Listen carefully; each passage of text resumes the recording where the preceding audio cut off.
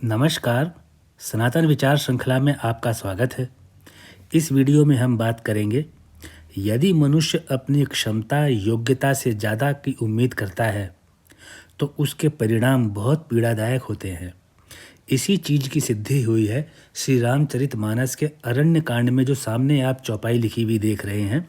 सेवक सुख चह मान भिखारी, बेअसनी धन शुभ गति विभिचारी, लोभी जसु चह चार गुमानी, नभ दुही दूध चहत है प्राणी।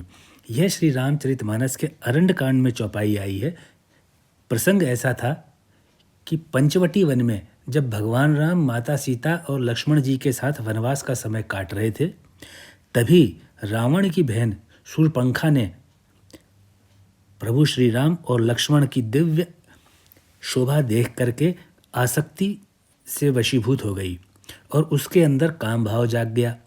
तो उसने राम जी के सामने विवाह का प्रस्ताव रखा। राम जी ने बड़ी चतुराई से कह दिया कि मेरी तो ये धर्मपत्नी बगल में बैठी है, तुम सामने जाके लक्ष्मण से बात करो, वह मेरा छोटा भाई है। तो शूर्पणखा लक्ष्मण जी के पास गई तो लक्ष्मण जी ने कह दिया कि भाई मैं तो राम जी का दास हूँ, उन्हीं से जा कर के बात करो।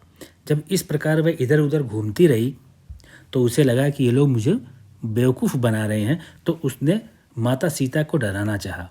जब माता सीता को डराना चाहा तो यह तो कोई भी बर्दाश्त नहीं करता। तो प्रभु श्री राम ने लक्ष्मण जी को इशारा किया तो उन्होंने शूर्पणखा के नाक और कान काट दिए। तो इसीलिए यह चौपाई आई है। इस चौपाई का अर्थ यह है कि सेवक सुख चाहता है, भिखारी सम्मान चाहता है, व्यसनी जिसे व्यसन हो जुए का, शराब का और गंदी आदतों का, धन जोड़ने का, या जो व्यभिचारी हो वह चाहता है कि उसकी गति बहुत अच्छी हो। लोभी जो लोभ करता है वह चाहता है कि उसको यश मिले, मान सम्मान मिले। अभिमानी जो होता है, जो दंभी होता है, अभिमानी होता है, वह चाहता है कि उसको चारों फल मिल जाएं, धर्म अर्थ काम मोक्ष का। ये तो सब इसी प्रकार से हुआ जैसे कि ये सारे प्राणी, आकाश जो है, इतना बड़ा आकाश जो हमें आसमान में दिखाई देता है, उसको एक गाय की तरह दूहकर उसका दूध निकालना कि भाई इतना बड़ा आकाश है, इसके अंदर तो बहुत दूध होगा। तो एक गाय के थन में तो कितना लीटर दूध निकलेगा, इतना लंबा चौड़ा आकाश में तो कई टैंकर भर जाएंगे। तो ये इसी प्रकार से ये लालच जैसे परिणाम देता है, यानी असंभव बात को संभव करना चाहता है कोई, जब अपनी उम्मीद से, अपनी क्षमता से ज़्यादा का आकांक्षा करता है। इसी चीज़ को तुलसीदास जी ने बहुत सरल शब्दों में समझाया है। वीडियो छोटा है, आप आगे सुनेंगे तो आपको समझ में आएगा। अर्थ के साथ समझना जरूरी है। यहाँ पे लालच की कोई सीमा नहीं है और उम्मीद से कभी मन नहीं भरता। इसलिए संत तुलसीदास जी ने उस चौपाई का सरल रूप कहा है। सेवक चाहता है कि उसे सुख मिले, लेकिन वह ये भूल जाता है कि उसकी काम केवल सेवा करना है, यानी उसकी योग्यता सेवा करने तक ही है, उसकी क्षमता ही इतनी है। भिखारी चाहता है कि उसे सम्मान मिले। अब यहाँ सोचने की बात है, जो मांगता है अपने आवश्यकता पे मांगकर अपनी आवश्यकता पूरी करता है तो उसे सम्मान कैसे मिल सकता है? फिर भी सम्मान की इच्छा अगर कोई भिखारी रखता है तो ऐसी इच्छा होना बेवकूफ़ी है।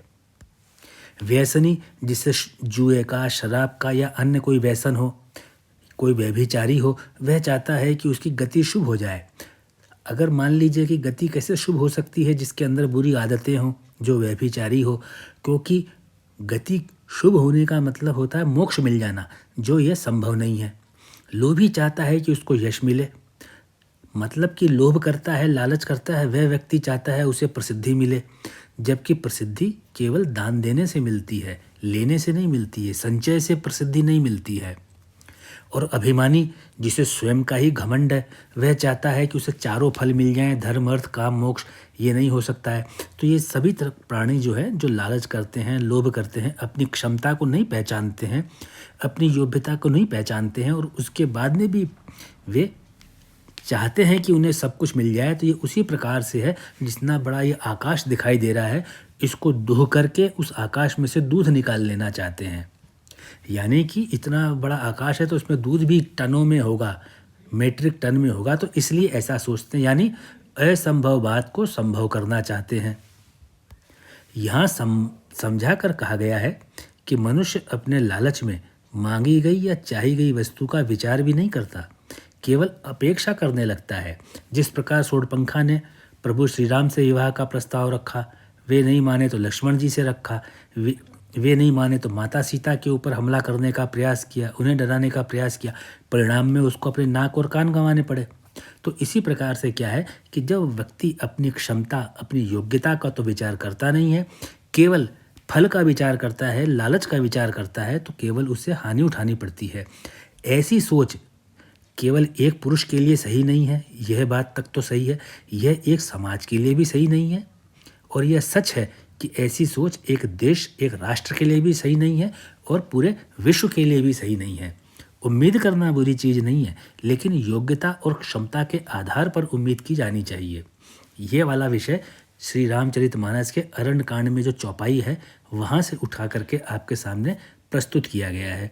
मैं आशा करूँगा कि अगर आपको इस वीडियो में दी गई बात, कही गई बात समझ में आई है और अच्छी लगी है, तो आप इस ज्ञान को अपने मित्रों से, सहयोगियों से, जो आपके जानकार हैं, बच्चे बड़े हो रहे हैं, उनके सामने इस आधार को रखेंगे तो ये उनके अंदर सुदृढ़ विचार पैदा करने में मदद करेगा।